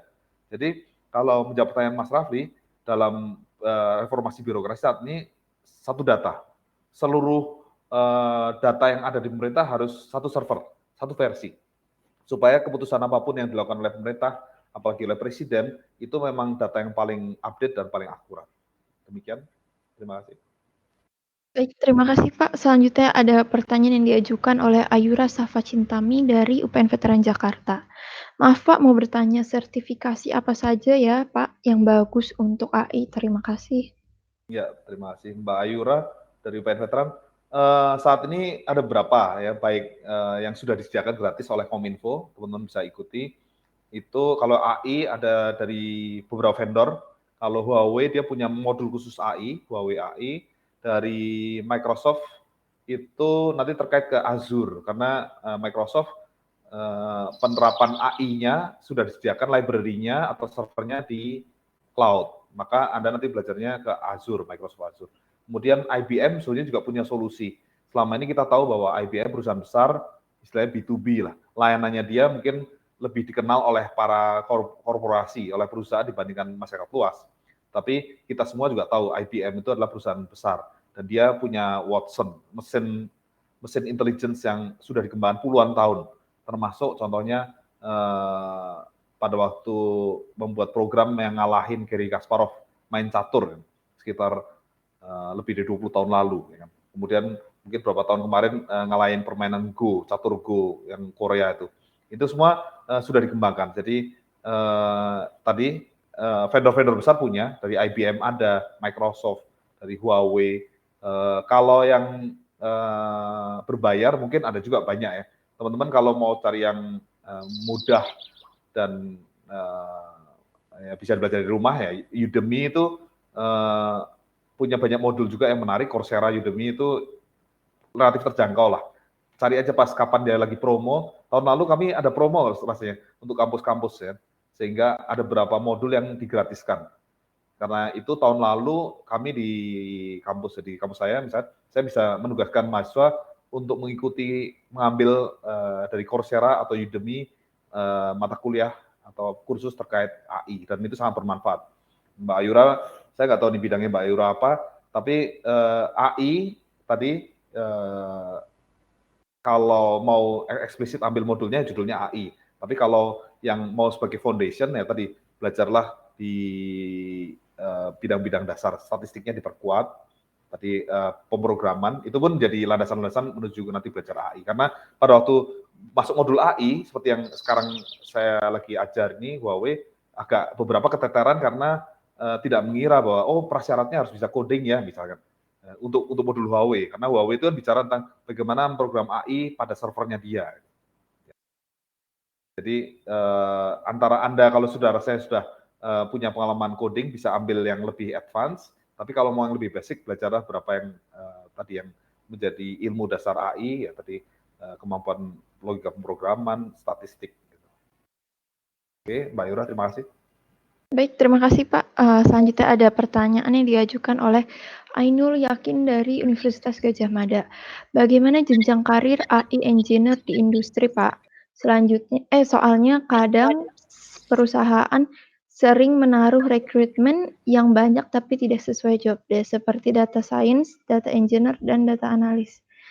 Itu Pak pertanyaannya. Iya, betul sekali Mbak Ainul Yakin dari UGM, dari Jogja ya. Saat ini kayaknya bidang AI ini memang masih menjadi kebingungan buat banyak pihak ya. Saya sendiri di bidang AI juga masih bareng teman-teman mencoba menempatkan. Ya. Seperti tadi beberapa pertanyaan yang dari siapa tadi, Mas Dimas yang nanya roadmap segala, memang saya belum bisa memberikan jawaban eksplisit. Bahkan ya kalau mau lebih eksplisit, definisi AI, ya, kata artificial intelligence saja sampai sekarang nggak ada satu definisi yang disepakati oleh semua orang. Jadi AI ini binatang apa, bentuknya kayak apa, itu masih menjadi perdebatan karena memang masih dinamis sekali berkembang, bisa diterapkan ini, dibilang algoritma ya iya, dibilang teknologi juga iya, di bidang ini juga iya, jadi itu. Nah, itu sebabnya karena kebingungan itu, maka Mbak Ainul juga menunjukkan fenomenanya di tempat kerja, kadangkala yang buka lowongan kerja, kadang bingung juga mendefinisikan. Nah, kami startup, pengen mengembangkan produk di bidang AI. Nah, dia harus mendefinisikan apa? Kalau menguasai AI kan nggak ada ukurannya. Akhirnya yang digunakan ukurannya adalah seperti yang Mbak Ainul tulis, syaratnya menguasai data science atau data engineer atau data analyst karena hal-hal semacam ini memang menjadi dasar dari AI. Untuk bisa AI, elemen dasarnya ada yang menyebutnya gini, elemen dasar dari AI adalah data, algoritma, computational power, dan use case. Jadi ada 4 itu ya. Nah, harapannya buat orang yang ingin bekerja atau tadi lowongan kerja, dia mengharapkan Anda sudah fasih dengan data. Kalau tahu data itu apa, data yang baik seperti apa, data disusunnya seperti apa. Nah, kalau sudah menguasai itu, diharapkan sudah batu pijakan sebelum main ke AI. Karena kalau masuk AI terus data itu kayak apa sih yang disebut data? Kalau ini ada tabel, ini harus diapain nih untuk bisa diolah AI. Nah, pengetahuan tentang data itu mempermudah dan mempercepat orang dalam pekerjaannya. Begitu Mbak Ainul. Jadi beberapa ini mungkin kadang kita melihatnya nggak cocok, tapi sebetulnya karena mereka sendiri cukup sulit untuk mendefinisikan orang dia butuhnya kayak apa. Gitu. Ya, gitu Mbak Danti. Ya, baik. Terima kasih Pak. Selanjutnya ada pertanyaan dari Mas Kevin Putra Santoso dari Institut Teknologi 10 November. Izin bertanya Pak, saya sangat tertarik dengan dunia kecerdasan artificial dan ingin melakukan riset terhadap pengaruh AI dan IoT terhadap kemampuan cybersecurity. Namun saya masih belum terlalu memahami fokus tujuan apa yang harus saya kembangkan. Bagaimana pendapat Bapak tentang yang harus saya lakukan? Seperti itu Pak pertanyaannya. Baik, terima kasih. Mas Kevin Putra Santoso. Mungkin minatnya kayak saya nih. Saya berawalnya dari S1 juga suka AI. Kemudian waktu saya kuliah S2, S3, tertarik juga lihat riset grup sebelah. Di riset grup saya bicara tentang neural network, jaringan saraf tiruan. Sementara di sebelah kok pada neliti tentang security. Akhirnya saya juga belajar security. Dan kembali ke Indonesia, saya aktif juga di komunitas security Indonesia Net Project. Yang kami banyak bekerjasama dengan Kominfo, BSSN, dan yang lainnya. Jadi kita bisa melihat memang kalau selama ini, ya, semoga Kevin ini hacker ya, jadi dalam arti sudah ngoprek coding, bisa melihat bahwa sejumlah pekerjaan security itu masih dikerjakan oleh manusia. Orang harus ngerti arsitekturnya, ngerti protokolnya, ngerti codingnya, butuh ekspertis manusia. Itu seperti halnya yang selama ini terjadi dalam penerapan AI di berbagai bidang. Contohnya expert system di kedokteran. Karena dilihat bahwa untuk menghasilkan dokter ahli itu butuh bertahun-tahun, maka dikembangkanlah AI dalam bidang kedokteran. Nah, sekarang sudah mulai juga dikembangkan AI untuk cyber security.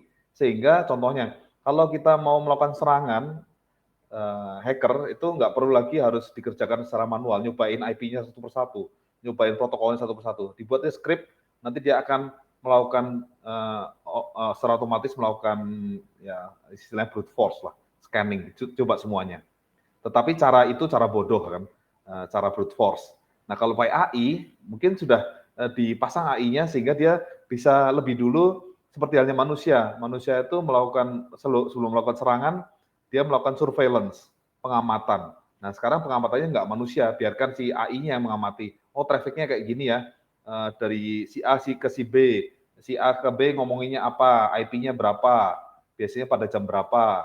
Kemudian kira-kira yang dipercakapkan ya, kalau di dalam security kan kita bicara tentang tapping ya, kita berusaha menyadap informasi yang dipercakapkan. Mungkin dari informasi yang disampaikan itu dia tangkap yang mana yang kira-kira informasi yang berharga untuk kemudian bisa digunakan untuk misalkan melakukan serangan terhadap passwordnya dia, nebak password itu bisa sudah mulai dilakukan dengan artificial intelligence.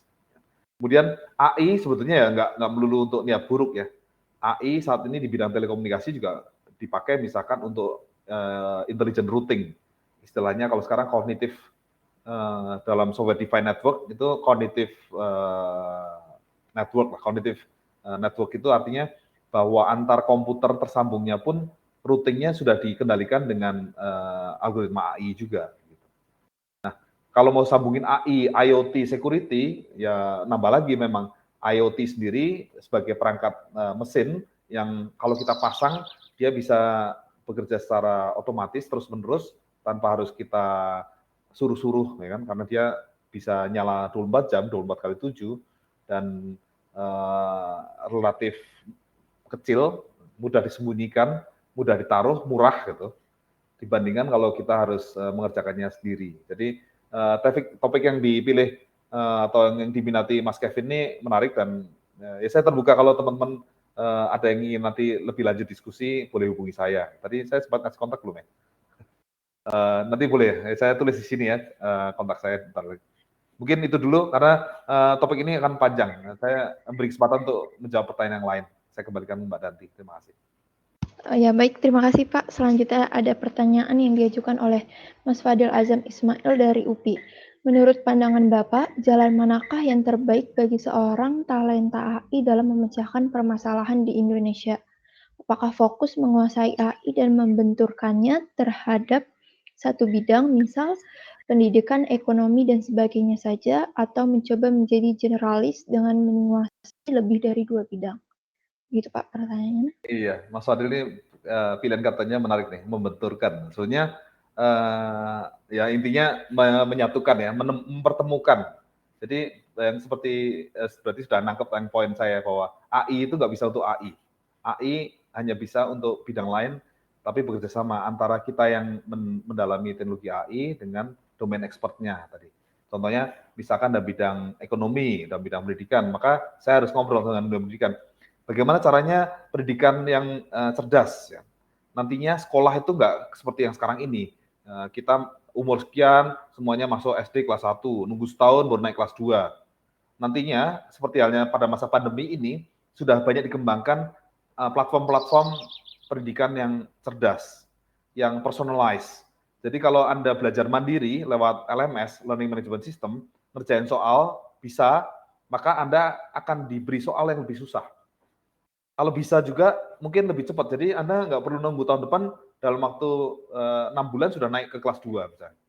Dikasih soal lagi bisa, mungkin nanti akselerasi, langsung naik ke kelas 3 dan seterusnya. Itu contohnya.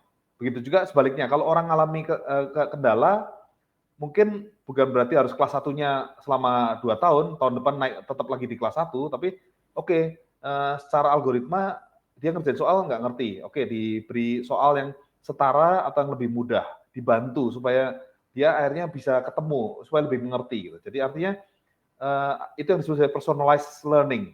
Ini mirip juga dengan di kesehatan atau kedokteran. Ada yang disebut sebagai personalized medication. Misalnya, saya dengan Mas Fadil sama-sama sakit flu. Bukan berarti obatnya sama, tapi Mas Fadil dilihat usia saya dan Mas Fadil beda. Mungkin alerginya beda, dilihat dari historinya. Maka yang saya dikasih obat ini, Mas Fadil obatnya itu. Jadi artinya AI akan bisa melakukan kustomisasi, tapi tadi harus dengan ada interaksi. Nah, untuk interaksi semacam itu, menurut saya bukan generalis ya. Kalau generalis ya akhirnya kalau memang intinya cuma pengen keliling-keliling aja kita generalis. Tapi begitu kita mau suatu aplikasi, tentu saja tadi harus kalau dalam bahasa Mas Fadil membenturkan, kalau dalam arti yang lebih tepat mungkin mensinergikan pengetahuan kita dengan pengetahuan dalam domain ilmu itu. Gitu Mas Fadil. Baik, terima kasih Pak. Selanjutnya ada pertanyaan dari Rafli Ersandi lagi nih Pak.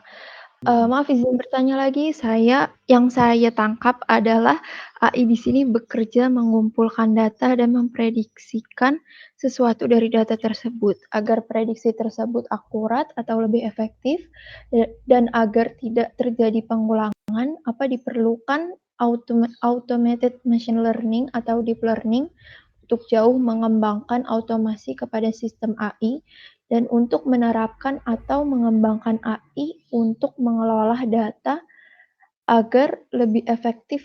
Apa ada cara lain selain trial dan error atau case test? Gitu Pak pertanyaannya. Mas Rafli ini saya sudah cukup mendalam ini, banyak hal yang terkait ke bidang AI.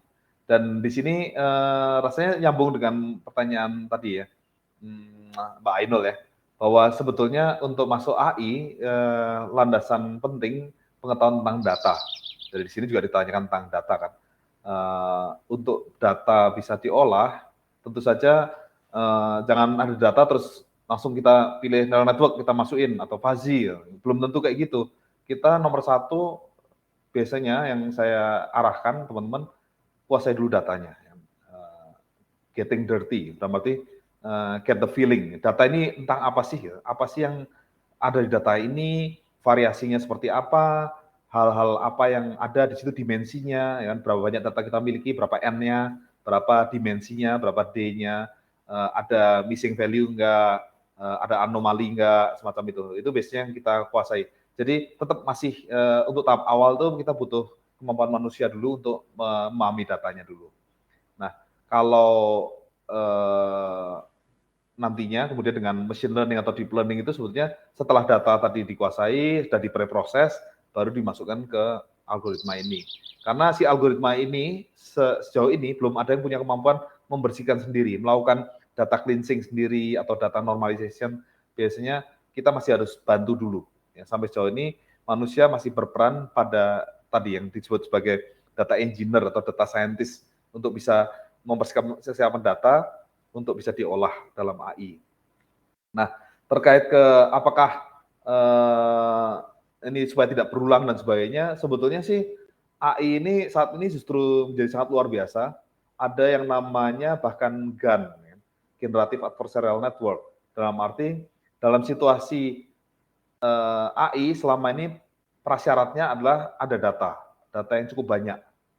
Tetapi dalam kenyataannya di dunia ternyata ada beberapa yang nggak seideal itu. Saya sendiri pada waktu melakukan S3 data kesehatan, yaitu untuk klasifikasi tumor otak, itu sudah usaha mengumpulkan dari beberapa 7 negara. Dapat datanya cuma sekitar 100. Jadi data pun minim sekali. Karena itu dalam teknologi AI yang sekarang, itu yang disebut sebagai synthetic data. Bagaimana lewat suatu algoritma kita bisa mengenerate, melakukan data yang dibutuhkan, sehingga kita bisa melakukan pelatihan, datanya harus cukup banyak. Nah, GAN ternyata akhirnya berkembang bukan hanya untuk deep learning, tapi akhirnya menuju untuk deepfake kan. Mungkin teman-teman juga lihat beberapa aplikasi yang akhirnya menjadi tantangan buat AI sendiri. AI kalau disalahgunakan berbahaya juga ya, karena deepfake itu kan sesuatu data yang sebenarnya nggak ada, tetapi bisa di-generate seolah-olah alami oleh AI sendiri. seolah-olah wajahnya saya. Padahal misalnya saya nggak pernah ada di situ, nggak pernah saya ngomong itu. Tapi oleh AI bisa di-generate data sintetik seperti itu. Nah, itu contohnya bahwa kaitan antara AI dan data ini memang sangat erat. Jadi teman-teman kalau usulan saya pahami juga tentang data analitik ya untuk bisa mengerti bagaimana AI ini menggunakan data. Jadi pertanyaan Mas Rafli tadi ya sudah benar ya tentang bahwa AI mengumpulkan data, jadi prosesnya begitu. AI elements are, jadi bagian-bagian elemen AI itu ada data, ada algoritma, ada computational machine-nya, dan use case-nya. Gitu, Mas Rafli. Baik, terima kasih Pak. Selanjutnya ada pertanyaan dari Dev Dana Diva Agusta Pirera dari SGU. Apa solusi untuk menanggulangi kekurangan dataset di Indonesia dalam suatu bidang tertentu, khususnya saat kita ingin membuat research tentang suatu topik dalam bidang tersebut? Ya, Gitu, terima Pak. kasih. Terima kasih Mas Dev. Ini saya juga ngajar di S2 SGU nih. Mungkin kapan nanti kita ketemu juga di kampus saya. Pertanyaan terkait ke solusi untuk menanggulangi kekurangan dataset. Betul bahwa kalau bicara AI yang seringkali saya tanyakan nomor satu, datasetnya ada enggak gitu. Karena kalau datanya enggak ada bukan berarti kita bisa langsung maju ke AI gitu. Datanya aja nggak punya gitu. Jangankan AI, jangankan komputer, orangnya aja nggak bisa ngolah kalau nggak ada datanya kan. Jadi nomor satu memang tantangannya adalah memperoleh dataset. Sehingga pertanyaan Mas Dev ini atau sangat relevan. Di Indonesia sayangnya kesadaran tentang dataset ini masih rendah.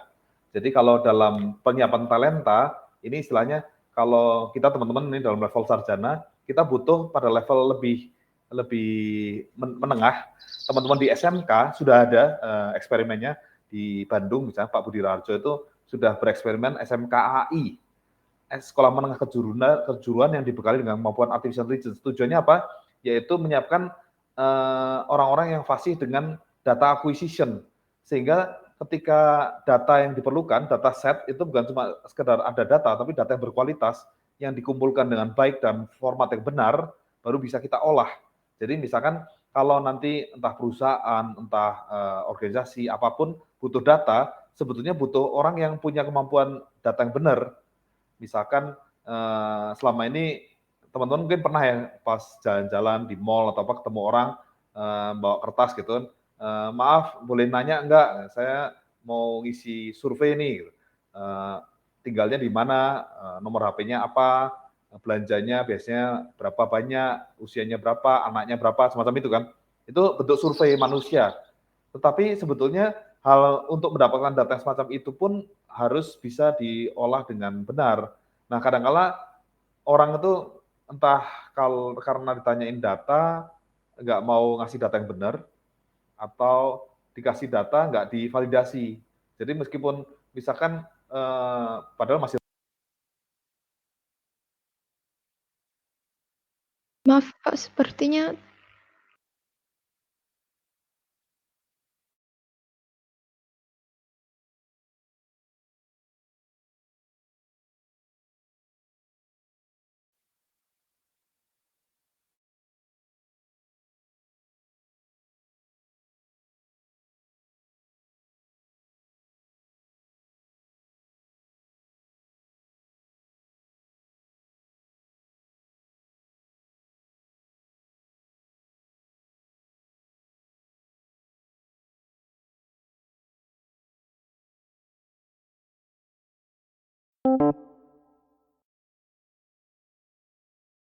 You are now muted.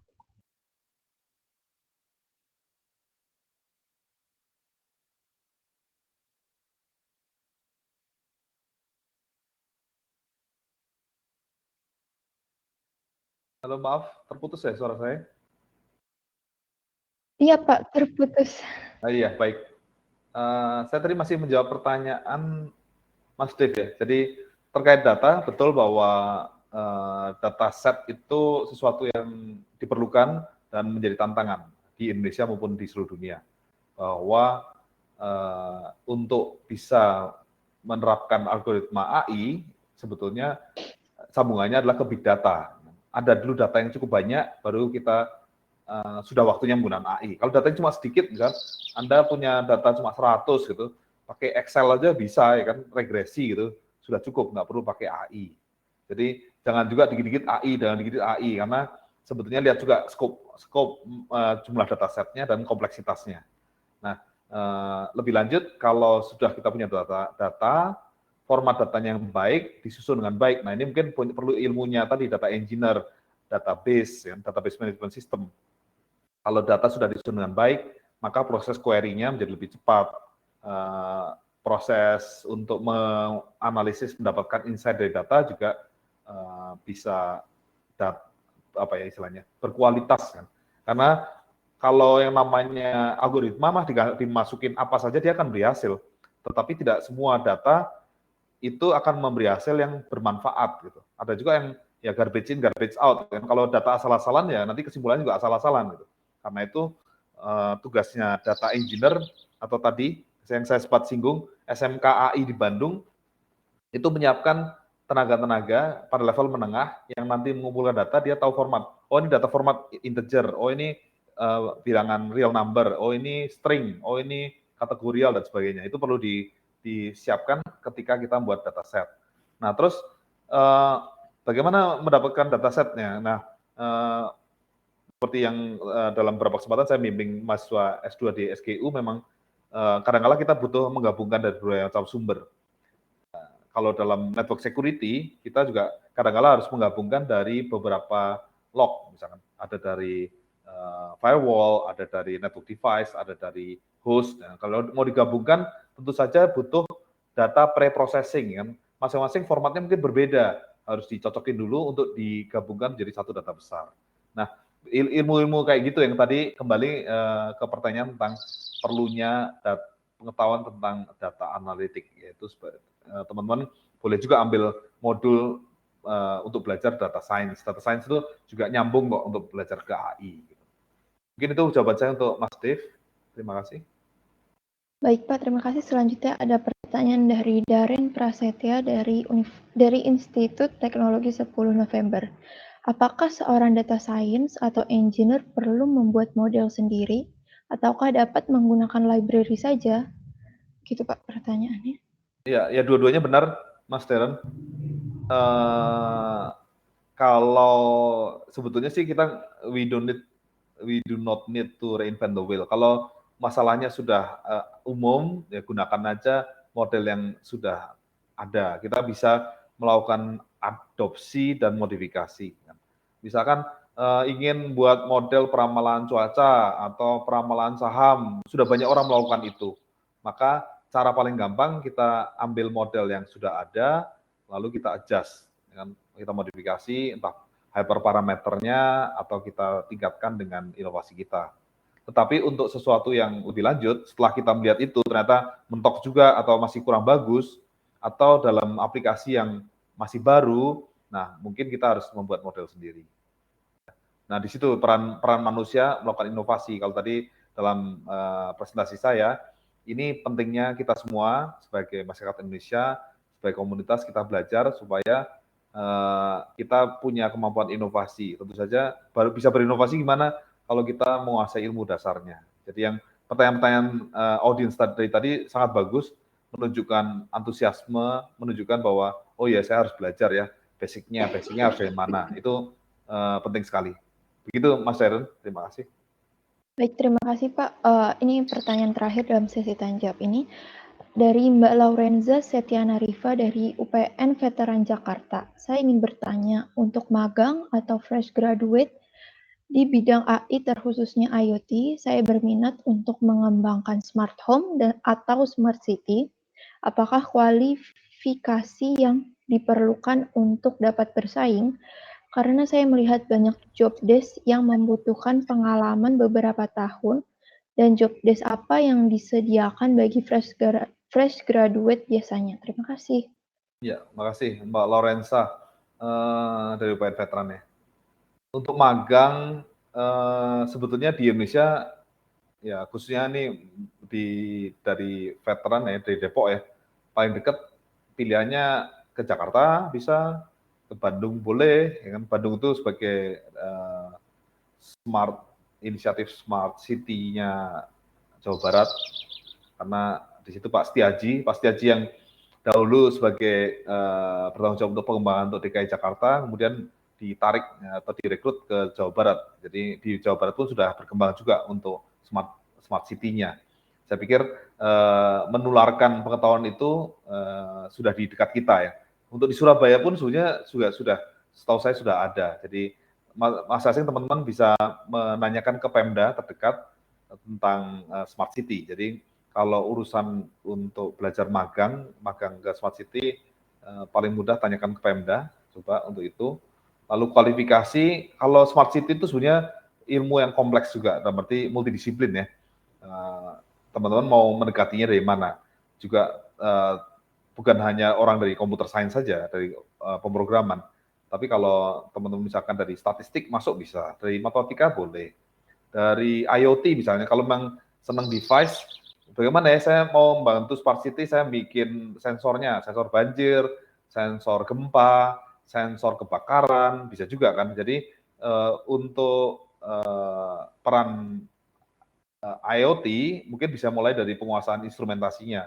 Anda ngerti elektronika, ngerti sensor, ngerti barangnya dulu. Lalu ngirim datanya. Nah ini yang tadi lagi-lagi bicara tentang data. Setelah sensor itu dapat data, mau dikirimnya ke server dalam bentuk apa? Apakah cuma 01, ya kan? Misalkan kalau sensor PIR, ya kan, sensor infrared itu mendeteksi ada orang atau enggak, itu kan cuma 0 dan 1. Tetapi kalau temperatur kan enggak 0 dan 1, tapi suatu byte data. Nah, nanti harus dikirimkannya dalam format apa? Apakah ASCII, apakah harus dienkripsi, ataukah pakai protokol yang mana, ya kan? Apakah mau pakai HTTP atau pakai protokolnya IoT, pakai MQTT dan seterusnya. Jadi dirunut dari situlah. Anda mau masuknya dari mana dulu? Kalau berangkat dari IoT berarti belajar itu.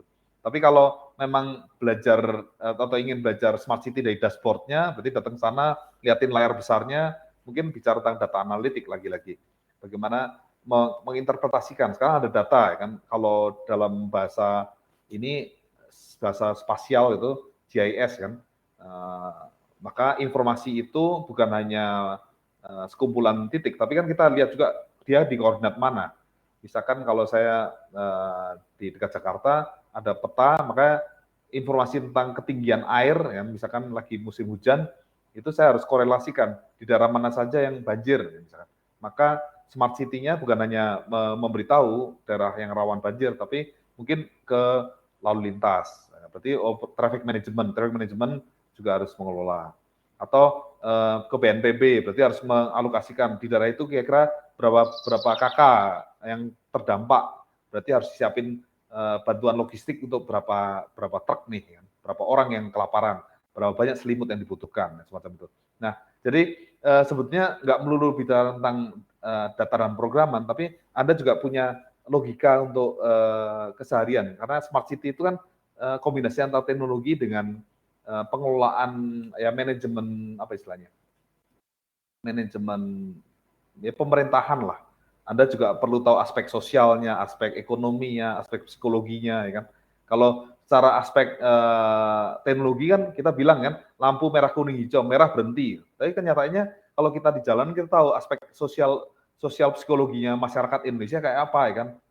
Kalau lihat kuning merah tetap lanjut, kuning itu tancap gas dan sebagainya, itu kan kita juga harus melihat konteks itu. Ternyata teknologi harus tetap memperhatikan realitas di lapangan.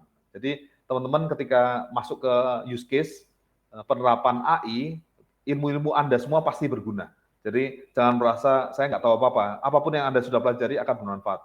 Anda tahu psikologi bermanfaat, Anda tahu ekonomi juga bermanfaat, tahu ilmu pertanian juga oke. Jadi kadang-kala ketika use case kita harus bisa melihat juga keterbatasannya. Oh, secara AI butuh ini ya, tetapi kita bisa siasati dengan pengetahuan dalam domain itu, gitu teman-teman.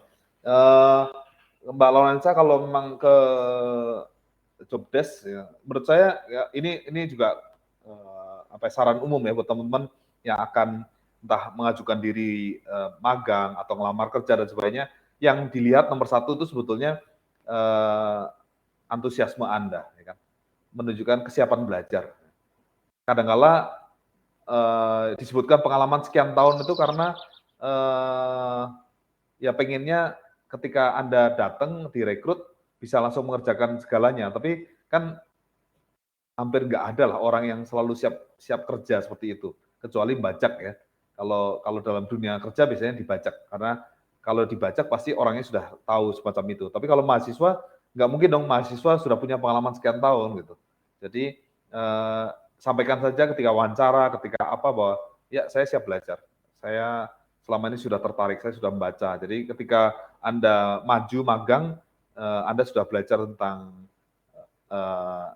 industri, ya, tentang yang akan Anda masuki, dan jangan ngeblank juga.